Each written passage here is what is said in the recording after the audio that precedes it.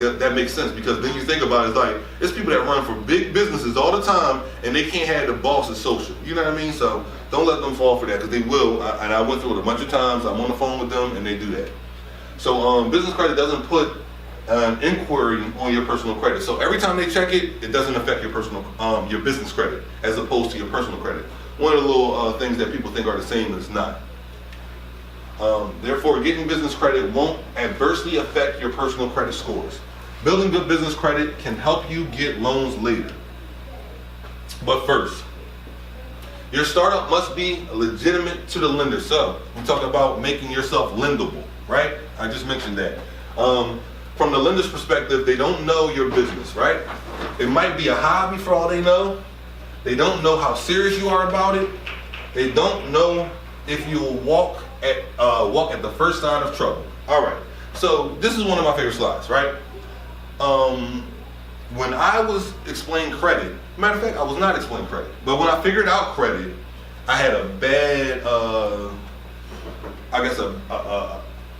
the wrong thoughts about it. Like, I was thinking of like personal credit, like, all right, if you let me hold this and I'm late on it, then I'm late on it. You know, like a Blockbuster DVD or stuff like that, because we learn about credit a lot of times when we were 16, 17, stuff like that. That's when I was, you know, West Coast videos and stuff like that. My mom give me video games and like, Mom, I need an extra day. I might hide it, and not knowing that this is important, right?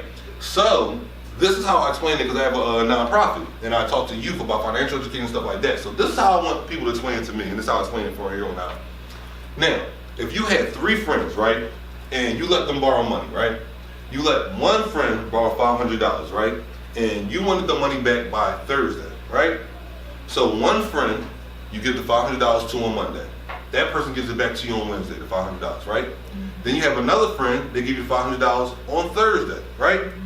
Then you have another friend that give you the $500 next Thursday. Who are you going to lend the money to first again? Whoever paid first. Right. And not even the person that paid on time, right? The one that gave it to you first. The one that gave it to you before you even asked for it back. I didn't look at it like that, right? And then also, they have no, so for example, we all know the individuals in our family, in our neighborhood, right? Who to give money to and who not to give money to, right? Right. If they do not know us as family, how can they judge? Right? So now, everybody know that person in that family? Everybody know you through the business, because then it's like, it doesn't mean you haven't changed, you haven't grown, you haven't learned something different, but they have no other recourse but to ask other people that have trusted you before. And you was like, I was 19, it was a Blockbuster card. Like, I'm trying to get a house now. They don't know, because they don't know you, they don't see you personally, and they didn't see how you grew. So they judge you. They judge you on that, and that's their system. But we do it the same way, but we do it differently, because we know such and such is not gonna pay me back.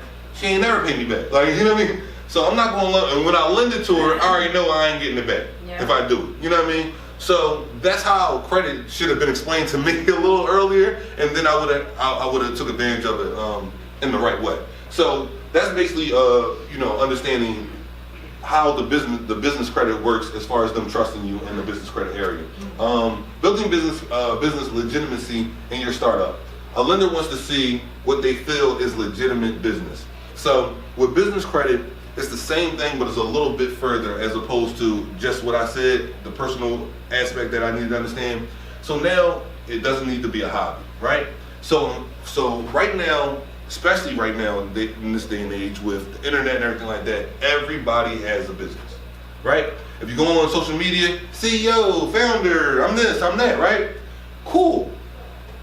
Another reason why banks and financial institutions need to be like, are you a real business, and how so?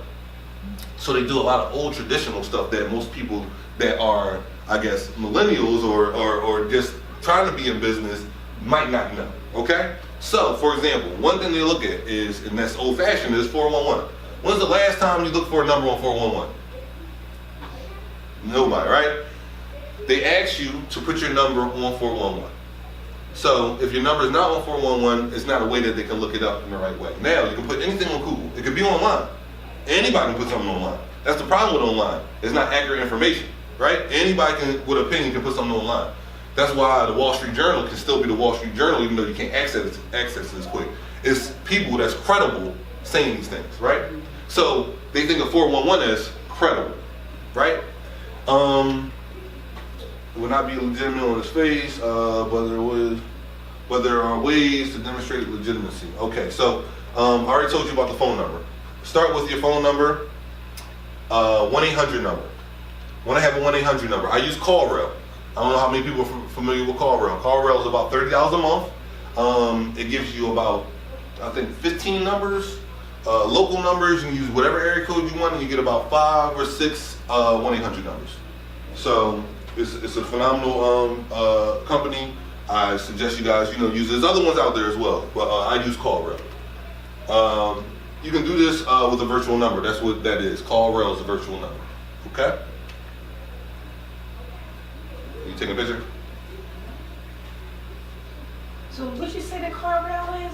CallRail. That's the name of the company. Yeah, CallRail. So CALL, rail, like